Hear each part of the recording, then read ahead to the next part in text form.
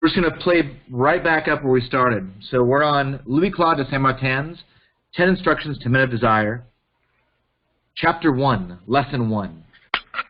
And it's going to be, so Lesson 1 is the eternal in the beginning.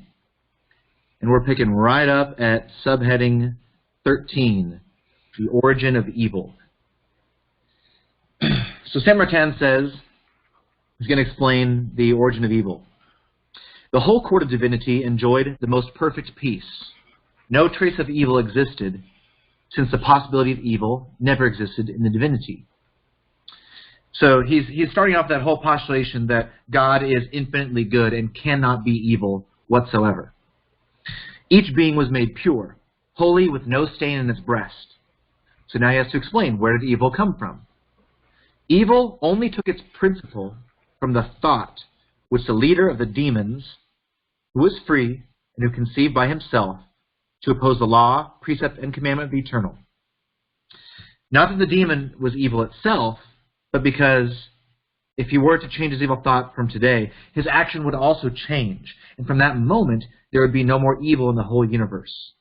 He repeats, evil was only born from the demon's thought opposed to that of divinity, a thought which he conceived of his own free will, through which he separated himself from divinity, giving rise from 1 to the number 2, or confusion, through a wish to exist independently of the divine and almighty creator.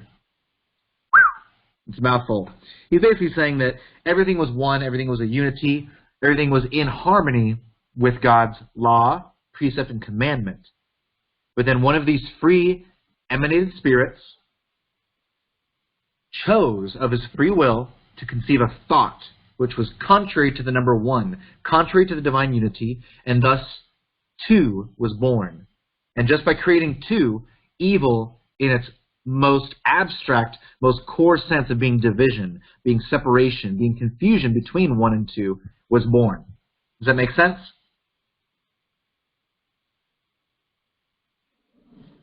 And also that the demon itself is not evil, it's just that it continues to move through this thought, to act with a will, and to use an action to create that separation. If the evil just ceased acting upon that evil thought, it would cease to be evil. That's the whole point of this process, is that if we just cease the evil action, we again become good. And therefore redemption, reconciliation is a theoretically relatively simple process. So just to kind of make sure I'm tracking on this right, the way I'm understanding this is the free will was out there and everybody had, the choice.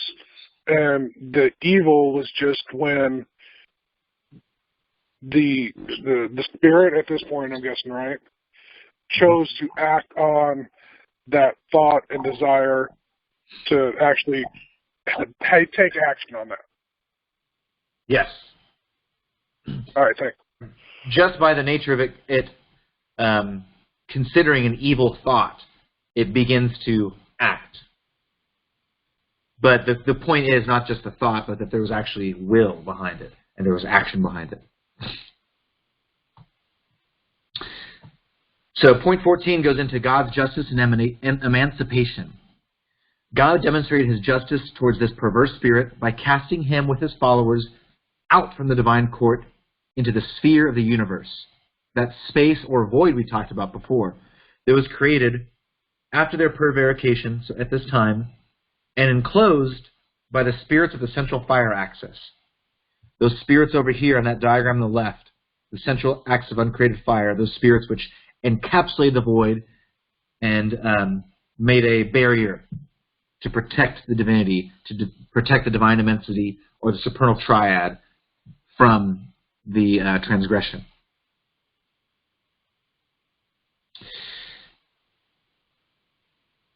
Section 15. There shall no evil come to thee. This is what the psalm means when it says, we're just going to read the English part for you. There shall no evil come to thee. Through the barrier formed by the spirits of the central fire axis against the evil operation of the demons. As soon as the spirits of the central fire axis received the word from the eternal, they brought forth from within themselves the three spiritual essences, salt, sulfur, and mercury, which were innate in their being from the moment they were emancipated. And they modified matter from its neutral state, i.e., it was a state of indifference. It was not yet undifferentiated, by making now distinction between the essences so that they could now retain impressions. That's, again, a mouthful, right? So there's just a void. Then the spirits of central fire axis are emanated right here in that diagram on the left, around in a circle to form a barrier, a ring passed not, no evil shall come to thee. The word is received by the spirits of the central fire axis, who carry within themselves the ternary nature of salt, sulfur, and mercury, and it activates those three alchemical principles. Those principles now begin to divide, to separate, to become distinct. So now they can retain an impression. They can retain an impression of the word. They can begin to form bodies and vehicles, which we'll see next. 16. Vehicles and bodies formed of the three spiritual essences. The work of the spirits of the central fire axis caused a distinction between the three essences, being in their first principle formless and void, right? As soon as a differentiation occurred in the essences, everything took form and the various bodies were created. This is the first moment of creation as opposed to emanation. As soon as they received their shape or their form, the spirits of the central fire axis placed into each of them a vehicle for their spiritual fire.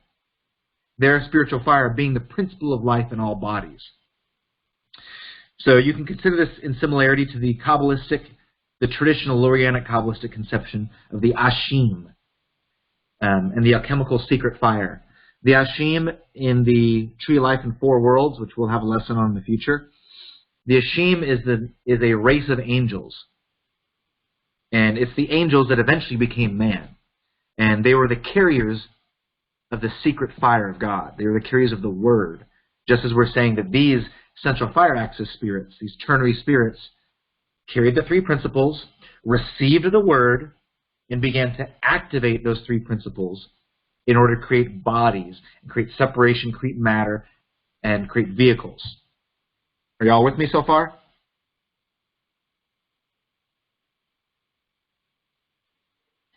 I think so. On the universal table, the way I understand it is the divine immensity up above was what was there where God was, and then when there was spirit, angels, then he created this super celestial immensity. Is that correct? Yeah, I mean, that's one way to think of it for sure, and that's definitely the way that diagram is drawn. It can be a little deceiving. So the divine immensity is all in all. It is everything. That's why it's only a semicircle, because we can't even conceive the full nature of God, right? Right. Now, in the divine immensity, these first pure spirits existed within God. There was no separation. Once the separation began to occur, that's when this unfolding, this emanation begins to occur. And things start to separate. You have the super celestial, you have the celestial. Boom, you have matter created within the central fire axis.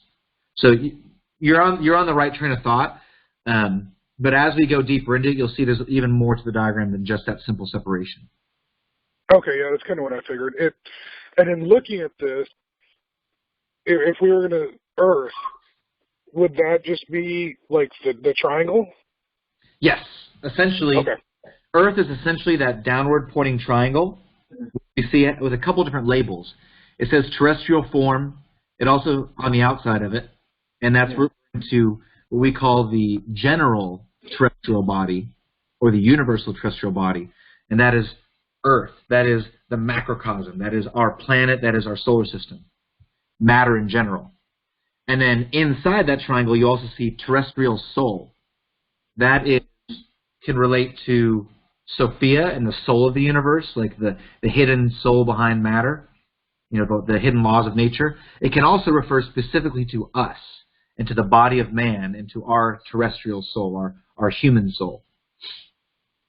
And we see that triangle is composed of salt, sulfur, and Mercury, a trinity, Right. or ternary, and it also has the number 4 with Yod He Vav He, so the word. So there's this combination of 3 and 4. Right.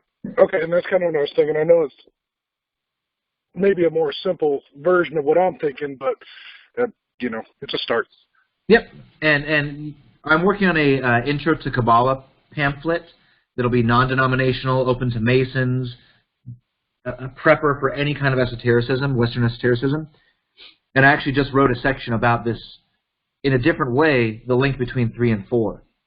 In Hebrew, for example, you have 3 mother letters, which are fire, Aleph, Mem, and Shin, air, water, and fire.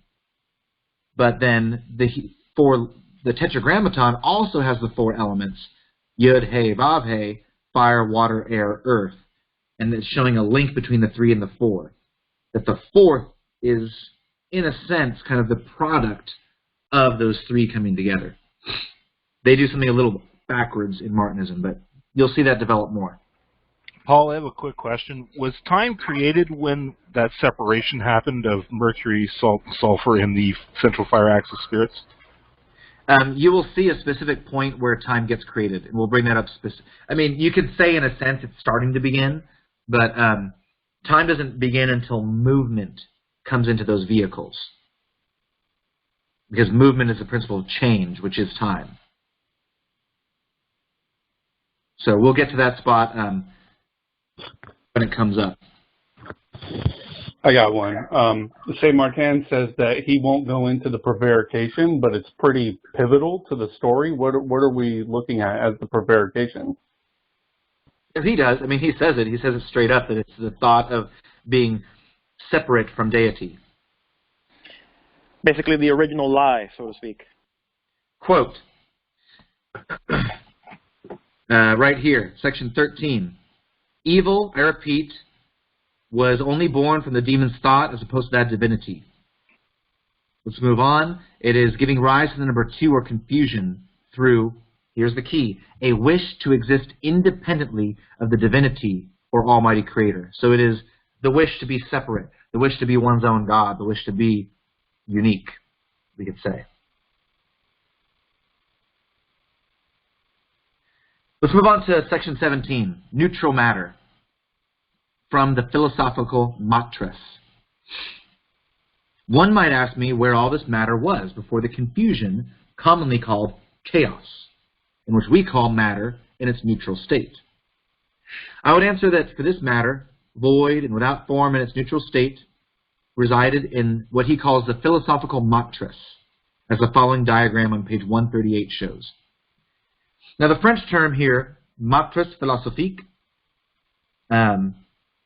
refers to a vase or a vessel as in alchemy, from the Arabic matara, which means vase. Therefore, we consider this like the divine retort, the alembic of God himself.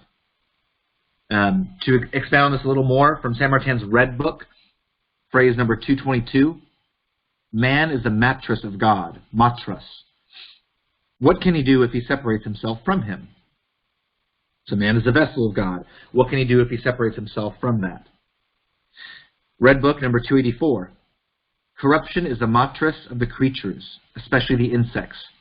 So keep yourself clean, so they may not eat you. Red Book, section 664. There was no air in the mattress, because air is only needed for the reaction. And that gets into his concept that in Pasqualeism, Martinism, there's only fire, water, earth. Air is something that interacts between those, which we'll get to later. So if you look at that diagram, page 138, Aleph shows you the above, right? That shows you, the label says the ineffable name of divinity. That is the divine immensity. Bayet is the direct action of divinity. You could say this is the emanation flowing forth from the divine immensity. This whole circle right there. And it says, immensité des esprits, de faux central ou cercle universel. So the immensity of the spirits of the fire, the central fire axis, or the circle, universal circle. So there's that void that is now being bound And you see that little serpent on the page, the serpent with two tongues? There's the demon, symbolized with the two tongues, the tongue of division, the tongue of two. Then within that, we have this double triangle going on, matrice philosophique. Within that, we have a 1, 2, 3 dots, right? Those 3 dots represent the threefold word of the eternal, by which he manifests his vast thought for the creation of the universe to the spirits of the central fire axis. Gimel at the bottom represents the Holy Spirit directing the action of the spirits of the central fire axis. So we could say that at the top we have God breathing out or creating this vessel, creating a void, breathing his word out to the central fire spirits who he emancipated to create the barrier. He breathes the word, and the Holy Spirit receives it for them, and they begin this matter begins to evolve, it begins to form into vessels. So and this is a very important diagram to contemplate over time. Number 18, movement on the face of the waters. The work of all the different spirits of the central fire axis was led by the wisdom of the eternal. Pretty much whenever we see wisdom, we can think of Sophia, which the Holy Scriptures represent as moving on the waters. Specifically, that is the second half of Genesis 1:2. Genesis 1:1 is, in the beginning God created the heavens and the earth, and the earth was without form and void, and darkness was upon the face of the deep. Genesis 1:2. And the Spirit of God moved upon the face of the waters. Might butcher this a little bit. And the Ruach Elohim moved upon the face of the waters. And God said, let there be light, and there was light. So that Spirit of God, the Ruach Elohim, the breath, is considered feminine, Sophiatic. Now, nothing better represents matter in its neutral state than water with no course and no movement. Right? Water is always represented the chaos, the dark waters of creation, the waters of the subconscious mind that have no movement. There's nothing in it yet. It is just the void. It is waiting to receive.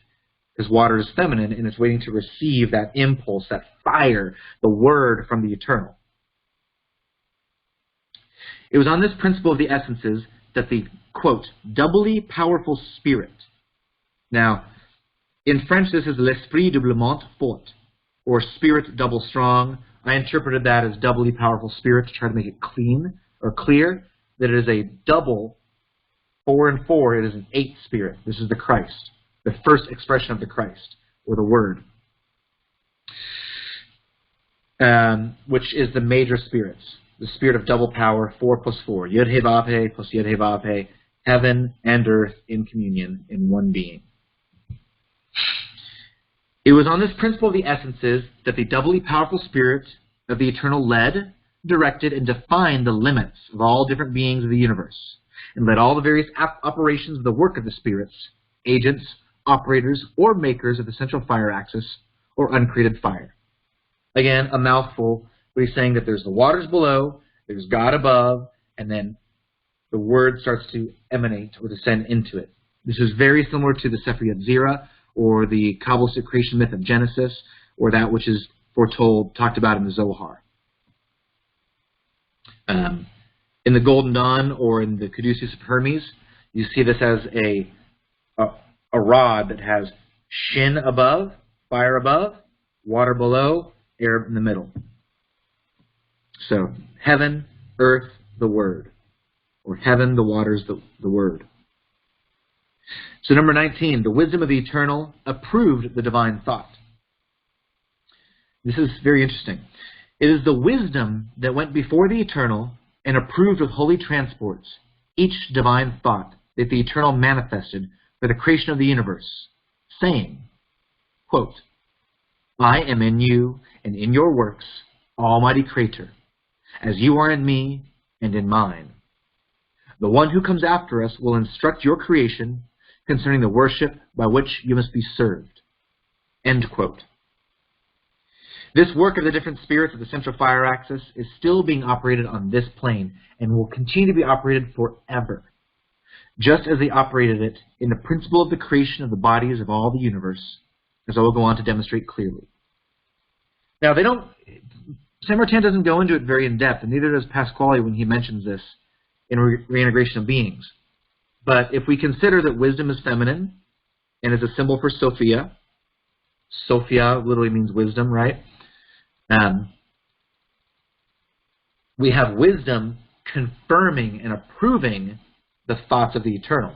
So we have God masculine, God feminine, uniting together in one mission.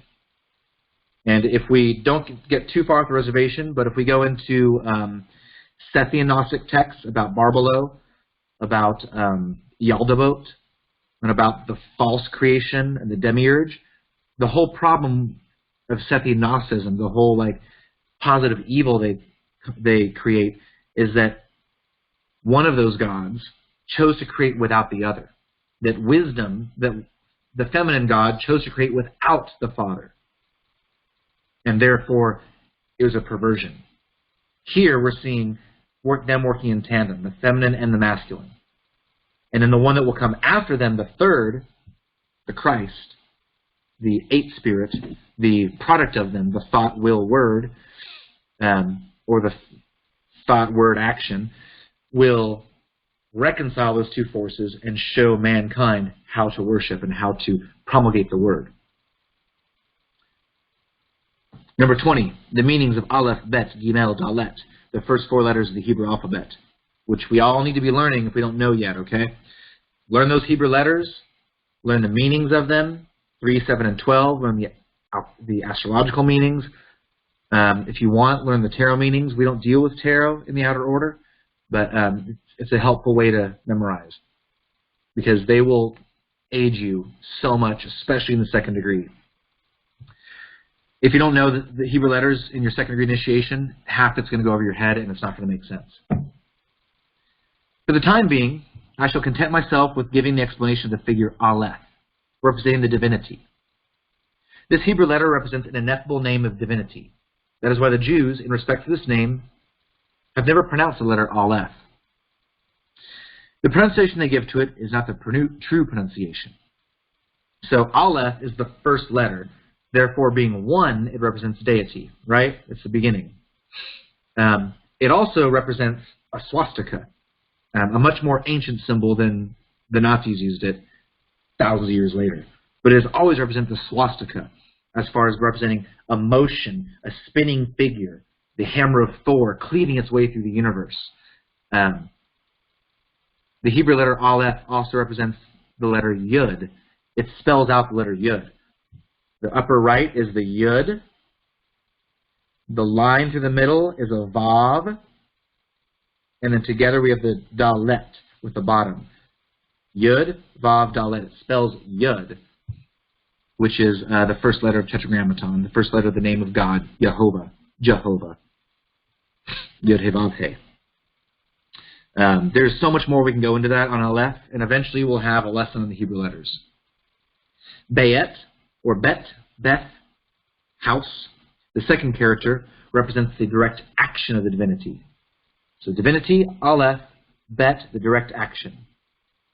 The third letter, Gimel, which literally means camel, and the figure is meant to represent a camel toe, like literally, represents the Holy Spirit directing the action of the spirits of the central fire axis. And that's interesting that the Holy Spirit directing the action, the Holy Spirit being feminine, Gimel being a camel toe, being feminine, Sophia, so we have the Father, the action, the Mother. And then Gimel also is the High Priestess card of the tarot. And Dalet, the door, represents Venus, the womb.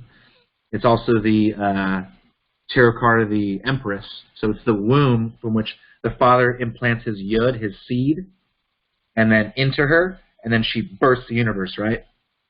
Dalet represents the threefold word of the eternal. Aleph, Bet, Gimel, the threefold received in the four, by which he manifests his immense thought for the creation of the universe to the spirits of the central fire axis. That was a lot. How are we doing? Forever. Well, God in himself is eternal, right? The emanations are eternal. The emanations will act forever. But creation itself physical matter is, in most versions of the Martinist myth, said to eventually come to an end. However, because the spirits of the central fire axis are the Word made manifest, the Word will never cease to exist. And yes, the Hebrew alphabet and correspondences are in your associate level handbook. It's in the book.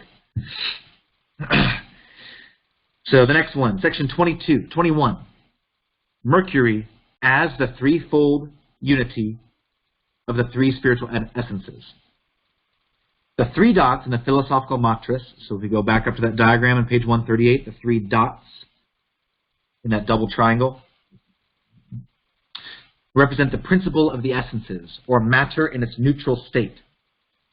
Although Mercury is considered to be the principle of the three essences, it is nonetheless not given absolute unity, because absolute unity only belongs to the divine, or to the superior 10 spirits, 1, 10, 0, and not to any essence. Yes, neutral we mean unmoving, unchanging, unvivified, not living yet, not evolving. Thus, the unity given to Mercury is threefold and represents the three essences in their neutral state as aspects of one another, without movement, without form, because they had not yet been wrought, modified, and operated. Everything's always a three, a wrought, modified, operated. Just like cut, carve, engrave. I don't know. The EA catechism. You know what I'm talking about. Everything's always in triplicities, okay? Everything's always alchemical, yes. Triangular. And if you read things in triplicities, it'll make it make more sense. Because they were not yet wrought, modified, and operated by the immensity of the spiritual agents, factors, or operators of the central fire axis. They are called the central fire axis because they are the center of all movement. And they are called uncreated because they are the members of the court of the divinity and are eternal.